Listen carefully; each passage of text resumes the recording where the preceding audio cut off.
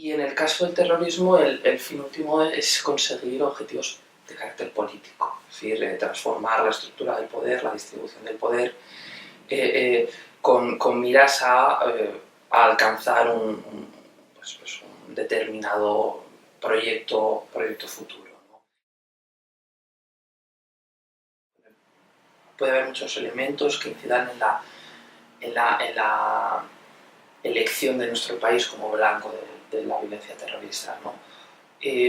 Uno tiene que ver con el hecho de que nuestro país ha sido muy activo en la lucha contra el fenómeno yihadista. Según las estadísticas de Europol, España es entre el segundo y el tercer país que más individuos ha detenido por este tipo de actividades. Luego hay otros factores. España forma parte de la coalición internacional que combate al Estado Islámico sobre el terreno.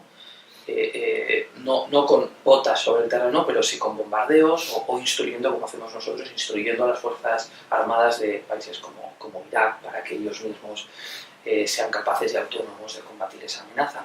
Y en tercer lugar, en el imaginario del salafismo yihadista, digamos que Al-Ándalus ocupa un lugar privilegiado, ¿no?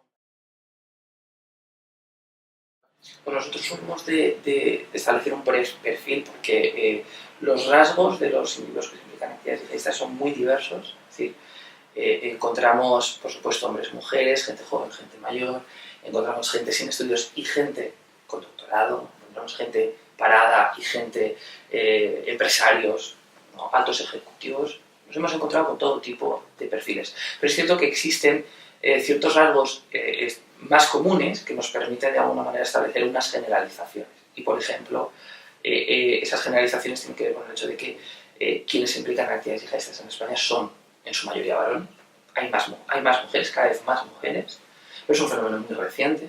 Con anterioridad a la emergencia del Estado Islámico no se han implicado mujeres, es por tanto un elemento de cambio muy notable. Son también personas por lo común muy jóvenes, es decir, entre 18 y 38 años en la mayoría de los casos. Eso no quiere decir que haya gente de edad más avanzada o incluso menores, también es un fenómeno muy reciente el de los menores.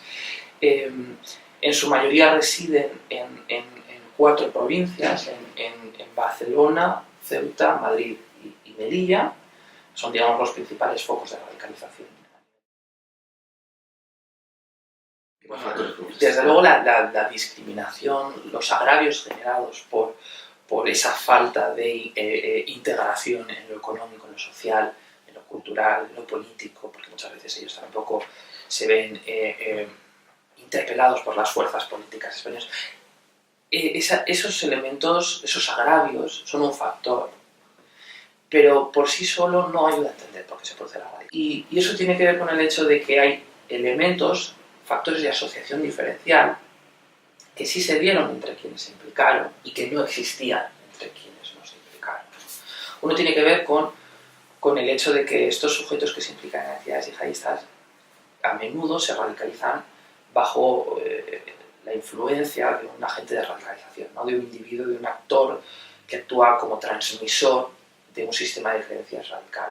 El segundo factor que nos ayuda a entender por qué se produce esa radicalización y esa implicación es la existencia de vínculos sociales previos entre el sujeto detenido y otros individuos que en el pasado también se habían implicado, ¿no? Son lazos afectivos que pueden ser de vecindad de ciudad, también pueden ser lazos afectivos relacionados con la amistad o con el parentesco, ¿no? El trabajo debe darse, yo creo que en muchas dimensiones, es decir, en la prevención, en la detección temprana de signos que revelen la vulnerabilidad de un sujeto a la radicalización. Eso es cierto que nos da una idea nos permite obtener una dimensión bastante real de las consecuencias del atentado, pero sobre todo contribuye al objetivo último de la violencia terrorista, que es la de extender el miedo. No me atrevo a hacer prospectiva, ¿no? Pero hay elementos que ya percibimos. Con la emergencia del Estado Islámico parecía que Al-Qaeda de alguna manera había desaparecido. Hoy vemos que al contrario, que la organización que fundó Osama Bin Laden está activa, ha sido muy estratégica. Hoy Al-Qaeda es una amenaza probablemente mayor de lo que era hace unos años y en el futuro quizá vuelva a ejecutar atentados contra el enemigo lejano, es decir, contra las sociedades occidentales y abiertas.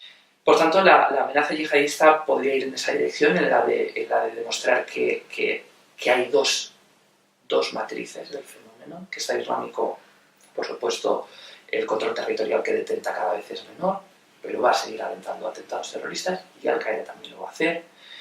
Y yo creo que esa va a ser quizá una de las principales coordenadas del fenómeno, o hacia dónde va a evolucionar el fenómeno.